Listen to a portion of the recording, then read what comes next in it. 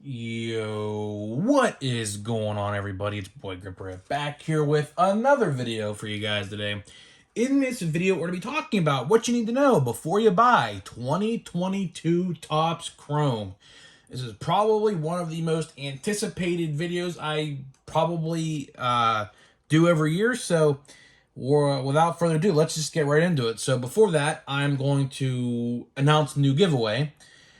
We are going to be giving away a blaster box of Chrome. I don't know the specific rules yet, but just make sure you're subscribed. And once I announce the official rules, I will then, have you guys do the rules to be entered. I'm still working on the Platinum Chrome Mega Box giveaway. I started reading the comments. I'm nowhere even close to even done finishing reading them all yet, so that's why this new one hasn't began just yet. So with that all out of the way, let's talk about Topps Chrome. And you guys, if you guys have watched my channel over the last couple weeks, you guys know exactly how I feel about this release. Although there's some good news in this video, which we're going to talk about.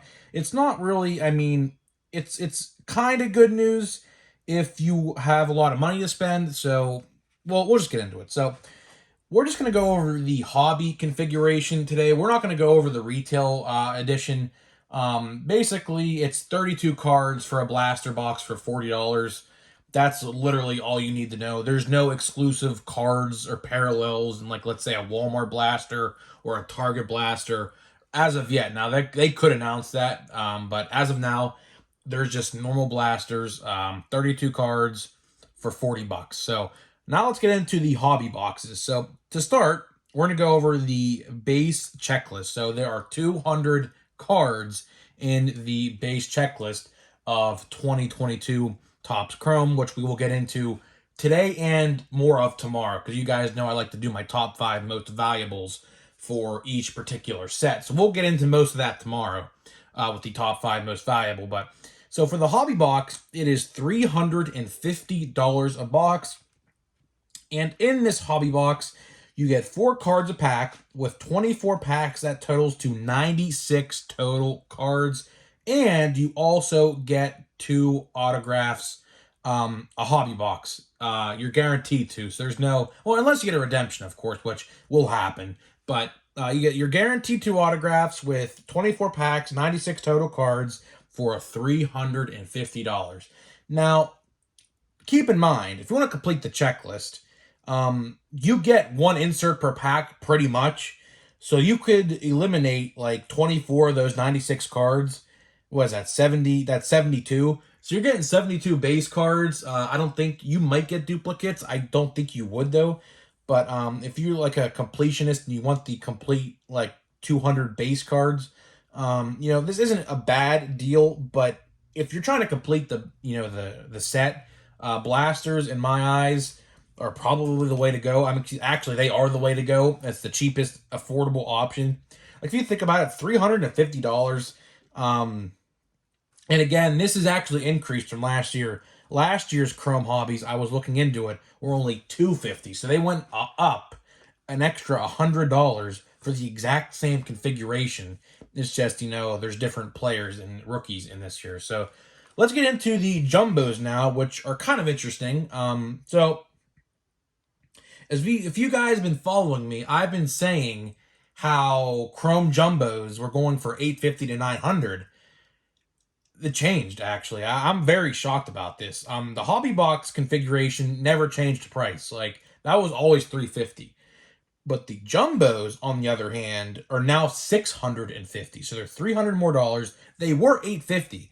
All the retail online sites have docked them $200.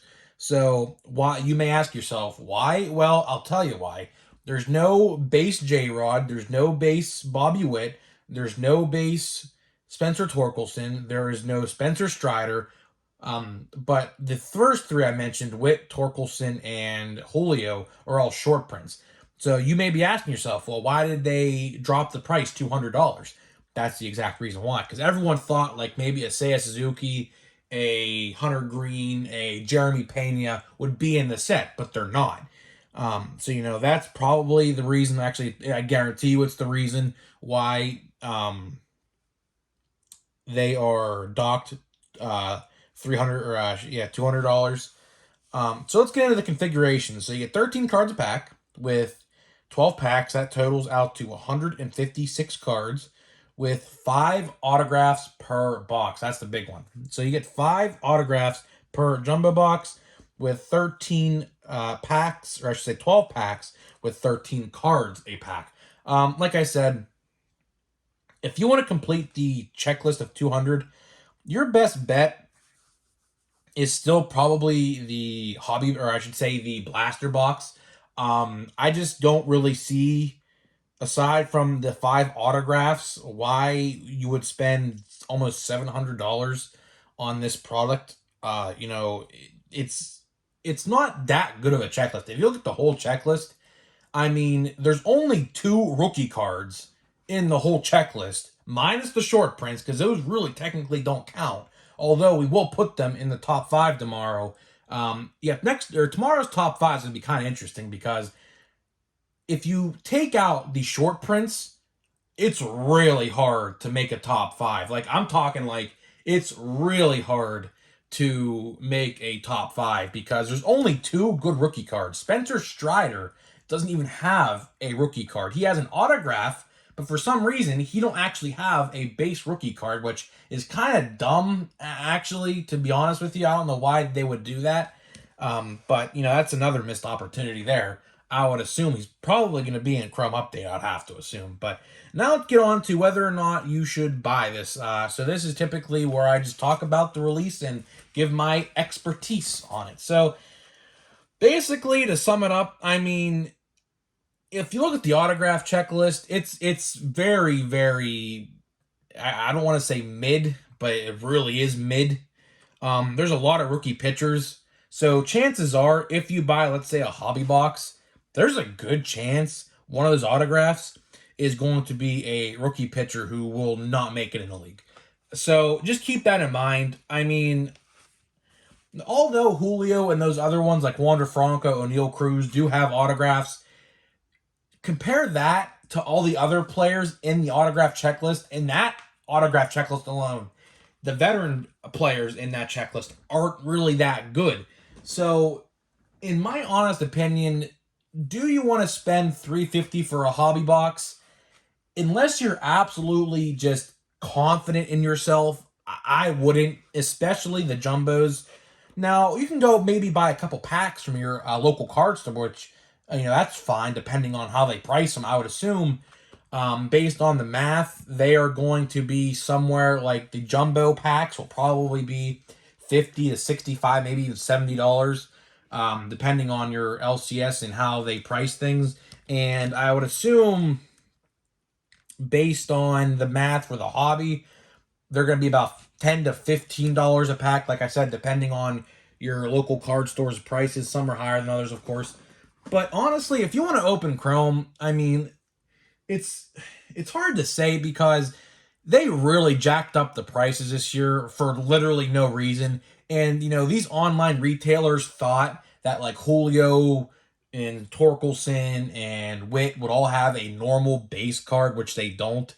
That seemingly took the price down. I'm honestly surprised the hobby boxes, the 350 ones, didn't drop down in price as well. I definitely thought they would after the announcement of no base Julio and all them. They're all short prints. For what reason? I don't know. If anything, they should be image variations, which I've been telling Topps. If you're going to put them in the checklist, like this is, you got to realize here, this is 2 sets in a row now, where the exact 3 players plus Hunter Green now have short prints. I made the suggestion for Topps. They should have been image variations, so that way you had something to chase for, as well as chase the base card in the checklist. And on top of that, they could have put inserts of them, like the 1987 cards and other inserts they're going to have in that set as well. So honestly, if you're going to buy Chrome, I would honestly stick to retail this year. Last year, I remember autographs were really easy to pull out of retail as well. But, like I said, they really hiked the price this year. Even last year, they hiked the price. Last year's hobby boxes, I believe, were $27. And that's actually the standard price for hobby boxes today. The hobby boxes now, or I should say the blaster boxes now are $40. So even that, like, you know, I have a problem with it because here's the thing, right? And we're going to open a pack here. I have a problem with it because it's not like anything's changing. Like, I could see them, if they increase the price while adding more in the boxes, that's understandable. But when you're gonna go and release a product of the same configuration and the same card count, the same autograph count, and not include more while charging almost 50% more, that just doesn't sit right with me. So, you know, a lot of people are going to sit this one out, I believe. The checklist, like I said, is not good at all. Unless you're chasing the short prints, which, you know, I don't blame you because, you know, J-Rod's definitely the one to chase for. But like I said, I'm probably just going to end up buying an O'Neal Cruz Chrome off eBay and call it a day. I might buy a pack for my LCS, like maybe a jumbo just to see what it's all about. But aside from that, I just can't see it. So let's open this pack. We got Lindor. We have a couple Mets, Noah Syndergaard. Christian Pache, who is now an Oakland Athletic. So this is an NL East pack. Can we make another NL East player? And Luis, that's actually a nice one, man. Look at that. See, this is the reason why I said I love this release. Like, look how cool that looks. Like, I don't know if the camera's doing it justice, but that is awesome. So, guys, that is it for this video. Let me know what you think about Topps Chrome. Are you going to be buying any? If so, how much money do you plan on spending on this release? And I'll see you guys in the next one.